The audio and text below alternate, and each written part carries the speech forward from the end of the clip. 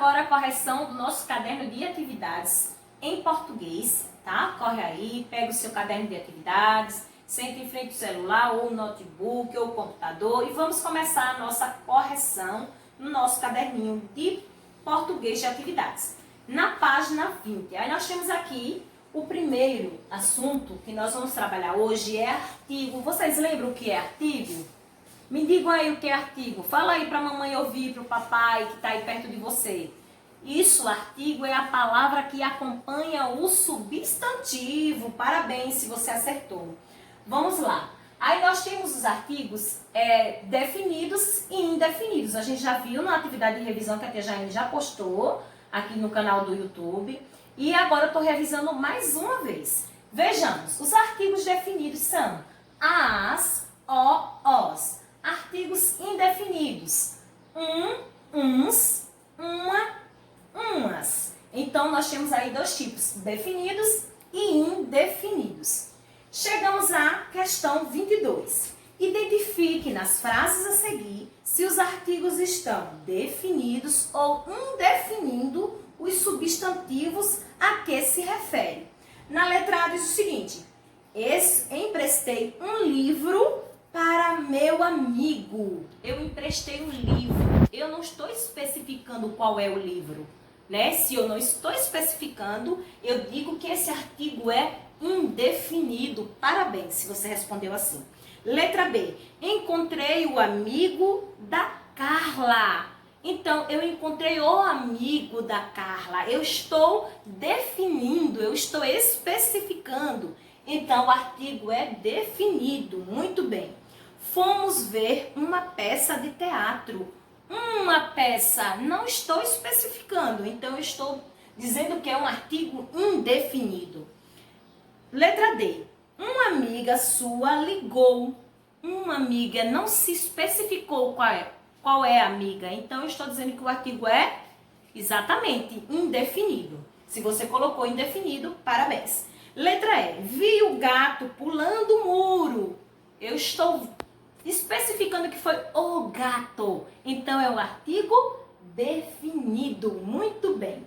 Na questão 23, diz o seguinte: em cada alternativa, siga o exemplo e escreva duas frases. Uma definindo e a outra indefinindo o substantivo. Veja só, aqui vocês têm o exemplo, era só seguir o exemplo, que eu já fez aqui assim, tá bom? Temos a palavra ouvir, latindo e cachorro. Vai ordenar as palavras de acordo que elas sejam harmoniosas para transformar em uma frase. Olha como a Tia Jaine fez. Definindo. Aí Tia fez assim. Ouvi o cachorro latindo. Ó, ouvi o cachorro. Eu estou definindo, né? Indefinido. Aí eu repeti a mesma frase. Ouvi um cachorro latindo. Então, aí eu estou indefinindo o substantivo. Letra B, nós temos a palavra cavalo, sair do pasto, vimos. Aí Tia Jaine fez um artigo definido. Montei as palavras de uma forma harmoniosa e fiz uma frase, não é isso que tinha que fazer? Muito bem. Vimos o cavalo sair do pasto. Vimos o cavalo. Eu estou especificando, então eu digo que é um artigo definido. No artigo indefinido, eu fiz assim. Vimos um cavalo sair do pasto. É um cavalo qualquer. Eu não estou identificando ele, não é isso? Então, eu digo que é indefinido. Na letra C, nós temos as palavrinhas. Mãe, para, chegou, conversar. Tia Jaine formou uma frase. Definindo o artigo. A mãe chegou para conversar. A mãe, né? Estou definindo, estou especificando. Indefinido. Uma mãe chegou para conversar. Não estou definindo quem é a mãe. Pode ser qualquer pessoa, né? Qualquer mãe de outra pessoa. Não precisa ser necessariamente a minha mãe. Está falando uma mãe. Chegamos agora na crônica. Lembra que vocês leram uma crônica lá no módulo de vocês, né? Água mole em pedra dura não faz nada. Lembra da crônica? E aqui nós temos a bola. É outra crônica que também remete às mesmas questões, só que de formas diferentes. Aí diz assim, o que é uma crônica? Exatamente, apresenta uma linguagem simples utilizada no dia a dia, no nosso cotidiano, não é mesmo? Vamos lá. Vocês leram, né? Quem não leu vai retomar, vai dar uma pausa aqui no vídeo, vai reler para poder entender o que tem aqui na crônica e recomeça com a tia Jaine logo depois a leitura, tá bom? Aguardo.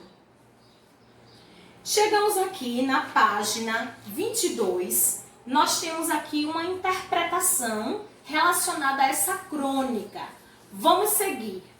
Nós temos aqui, primeiro, o texto que você leu conta um fato cotidiano na vida de uma família.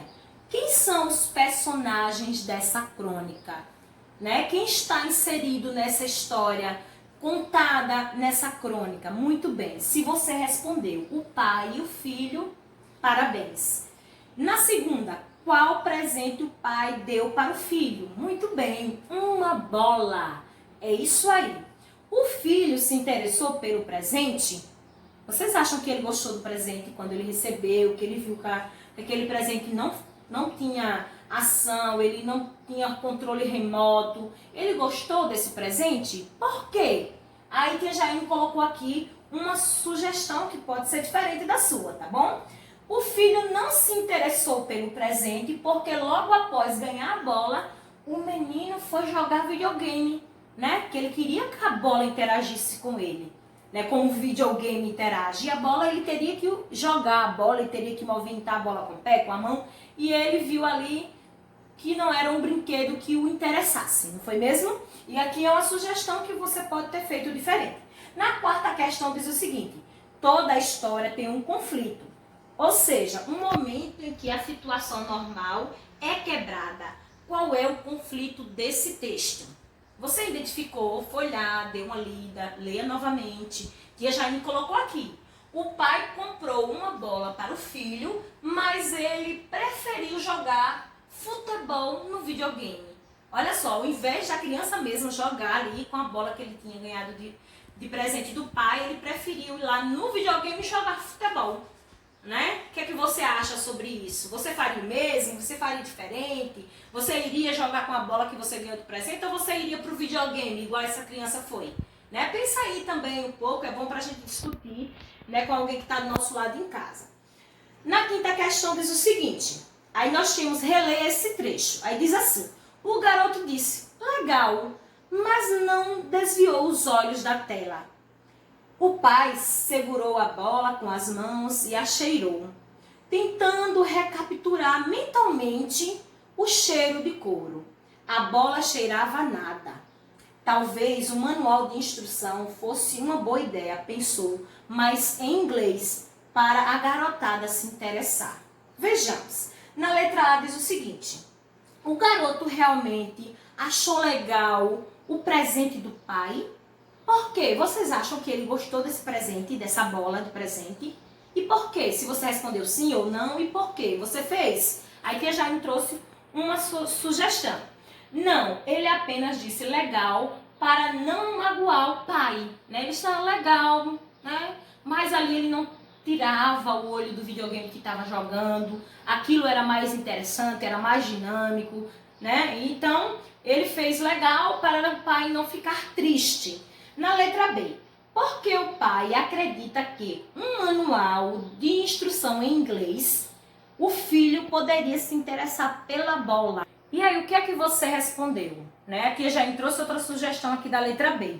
Diz o seguinte, porque os jogos de videogame normalmente são escritos em inglês. Por isso, poderia chamar a atenção do filho, o manual da bola em inglês. Será que isso ia chamar a atenção? Seria o suficiente para chamar a atenção do filho, para ele brincar com aquela bola, né? Então, vocês fariam o mesmo? Como é que vocês agiriam nessa situação, né?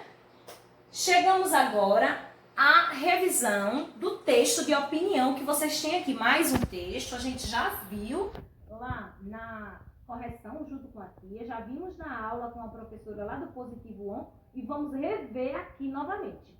Texto de opinião é aquele em que o autor ele dá seu ponto de vista, né? Ele dá seus argumentos, ele tem argumentos suficientes para defender algum assunto em que ele acredita. Não é isso?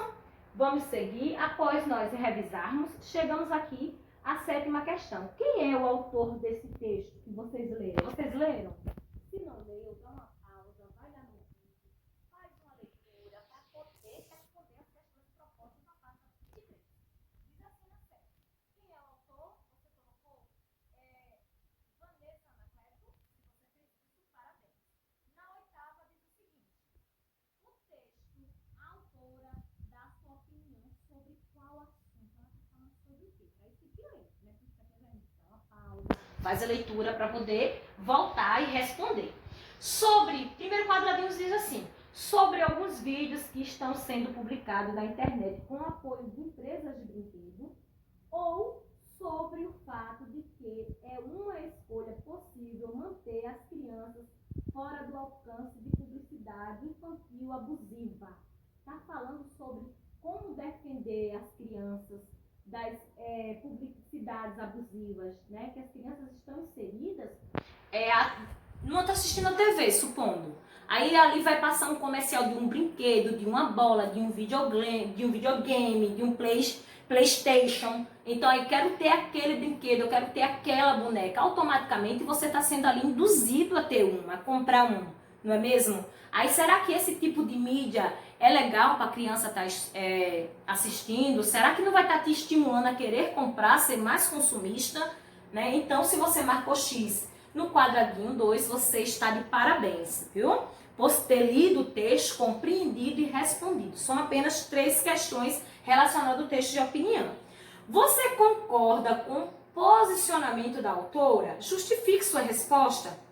A tia já me deixou aqui uma interrogação. Não dê resposta, porque aqui é pessoal. Você, aluno, concordou com o texto, com o posicionamento da autora Vanessa Anacleto? Se você disse sim, vai ter que dizer por que você gostou, porque se disse não, vai ter que dizer por que também. Vai ter que justificar o seu sim ou o seu não. Beleza? Vamos continuar. Chegamos aqui novamente a uma revisão de advérbios e locuções adverbiais. Vejamos, advérbios modificam o verbo indicando as circunstâncias em que ocorre a ação. Nós temos exemplo. Filho, hoje no jantar teremos um pato. Aqui nós estamos dando noção de quê? De tempo, hoje, né? Em que circunstância isso aconteceu? Foi hoje, né? Então nós temos o próximo aqui. Você acabou rapidamente. Em que circunstância aquela ação aconteceu? Rapidamente. Então eu digo que rapidamente é uma noção de modo, é um advérbio de modo. Muito bem. Chegamos aqui nas locuções adverbiais. Quando 2 ou mais palavras têm o mesmo valor de um advérbio, nós chamamos de locuções adverbiais. Vejamos, eu procuro em cima do guarda-roupa e você procura embaixo da cama. Nós temos duas palavras, né, em cima e embaixo, que são compostos também por 2 palavras, que elas têm o mesmo valor de um advérbio. Que advérbio é esse? Advérbio de lugar. É uma locução adverbial de lugar. Então, se você teve dúvida, retoma aquele conteúdo, vai naquele vídeo que tia Jaine já revisou esse conteúdo, tira suas dúvidas para responder as questões propostas aqui na página 24. Na 10ª questão aqui diz o seguinte: considere os advérbios e as locuções adverbiais em destaque e enumere as frases para indicar se são de tempo ou de lugar. O 1 significa tempo, o 2, lugar. Aí nós temos 2 frases. No primeiro quadradinho diz o seguinte: na internet existe todo tipo de conteúdo construtivo e destrutivo. Nós colocamos tempo na internet ou é lugar? Em que lugar? Isso, justamente, na internet. Onde é que eu vou encontrar esses conteúdos destrutivos e construtivos? No lugar internet. Então, se você colocou o número 2, acertou. No segundo quadradinho diz o seguinte: ao longo dos últimos anos, quase 6, temos ouvido que queremos manter as crianças numa bolha. Isso remete àquele texto de opinião que está aqui, na página anterior. Você disse que é o número 1 que remete a tempo, você acertou. Parabéns. Então é isso, gente. Compreender os tipos de locuções adverbiais para poder responder isso aqui é primordial. Vejamos a questão 11. Complete as frases com os advérbios ou as locuções adverbiais do quadro. Vejamos. Mais tarde, nós temos aqui as palavras. Mais tarde, no chão, ontem, na mesa e amanhã. Na letra A diz assim: fui ao médico em uma consulta de rotina. Fui, já aconteceu. Qual dessas palavrinhas vocês colocaram aí? Se você colocou ontem, você acertou. Parabéns, não é isso? Ontem, fui ao médico. Aí, letra B. Há 2 pratos e 2 copos. Aonde estão esses pratos e 2 copos? Qual das palavras vocês utilizaram? Exatamente. É na mesa, não é isso? Parabéns. Na letra C. Irei à sua casa. Pode ser mais tarde ou amanhã. Se você colocou mais tarde ou amanhã, muito bem. Deixa ou mais tarde ou amanhã. Na letra D. Ele deixou tudo jogado. Onde ele deixou? Qual dessas palavras vocês utilizaram? No chão, muito bem. Letra E. Faremos um bolo. Pode ser amanhã ou mais tarde. Faremos um bolo, não é isso? Classifique os advérbios e as locuções adverbiais da atividade anterior de acordo com as circunstâncias que indicam. Qual é a circunstância que isso aqui aconteceu? Ontem é o quê? Remete aqui, a noção de quê? De tempo, muito bem. Na mesa remete à noção de lugar. Mais tarde, amanhã, isso significa que é o tempo, remete à noção de tempo, as circunstâncias em que aconteceram a ação. No chão, remete a lugar. Então, amanhã, mais tarde, a gente sabe que é noção de tempo. Muito bem, se você fez assim, se você compreendeu, qualquer coisa, volta um pouquinho o vídeo, rever para poder responder. Seguimos aqui para a aula que vocês tiveram, né, durante essa semana, numeral.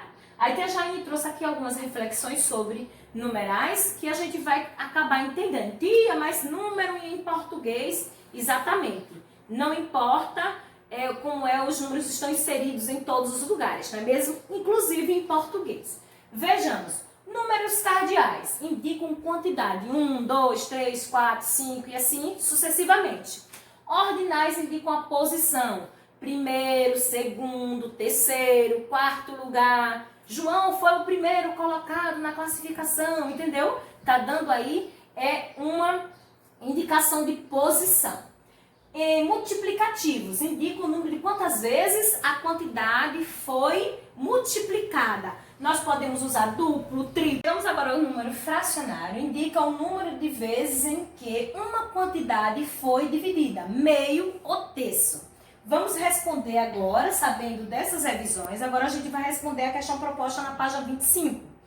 Leia as frases e classifique o numeral de acordo com a legenda. Nós temos, esse quadradinho representa cardial, o losango multiplicativo, a estrelinha fracionário e esse círculo ordinal. Vejamos, a primeira frase, tia Jaine numerou, aí não está numerado, mas tia Jaine numerou para vocês saberem a que remete cada uma das respostas aqui, tá bom? Não deu para colocar na sequência, mas tia Jaine numerou para você seguir aí e ver se sua resposta está de acordo. Primeira frase diz o seguinte: é a terceira vez que venho aqui. Esse círculo remete a quê? A ordinal. É a terceira vez, a posição, não é isso? Nós temos agora a frase número 2. Tenho 6 dúvidas a respeito dessa tarefa. Aqui se remete esse quadradinho a cardial. Muito bem. Número 3. Diz o seguinte: 1/3 das pessoas daqui não querem assistir ao filme. Essa estrelinha remete a fracionário. Muito bem. Na frase número 4 diz o seguinte: preciso do dobro de pessoas para fechar o local. Esse losango remete a multiplicativo. Muito bem. A frase número 5 diz o seguinte: Esta é minha segunda volta no quarteirão. Então, esse ciclo remete a ordinal. Muito bem. Na sexta frase, já fui ao banheiro 3 vezes. Remete a cardial. Muito bem. Na sétima, Joana comeu 1/4 do bolo de chocolate. Joana comeu 1/4 de bolo, então remete a fracionário. Na oitava frase, diz o seguinte: meu pai tem o triplo da minha idade. Estou falando de multiplicativo. Fiquei apenas com a metade dos doces da sacola. Fiquei com a metade, fracionário. Muito bem. Mauro jogou fora 2 livros quase novos. Mauro jogou, frase 10. Isso aqui remete a cardial. Na frase 11, fiquei com o primeiro livro que escolhi. Isso aqui remete a ordinal. Muito bem. Na 12ª, preciso que o quadruplo de alunos participem da gincana. Preciso que o quadruplo de alunos participem da gincana. Então, remete a multiplicativo. Beleza? Muito bem. Das palavras do quadro a seguir, 5 delas não são numerais. Quais? Copias abaixo. Quais das palavras vocês foram aqui, olharam esse quadro, qual deles vocês viram que não fala de numerais? Então, a tia Jaine fez aqui, vezes, adição, multiplicação, quase e menor. Se você copiou essas palavras, muito bem. Chegamos agora à página 26. Na página 26, a gente vai falar sobre a acentuação das paroxítonas. Quem lembra o que é paroxítona?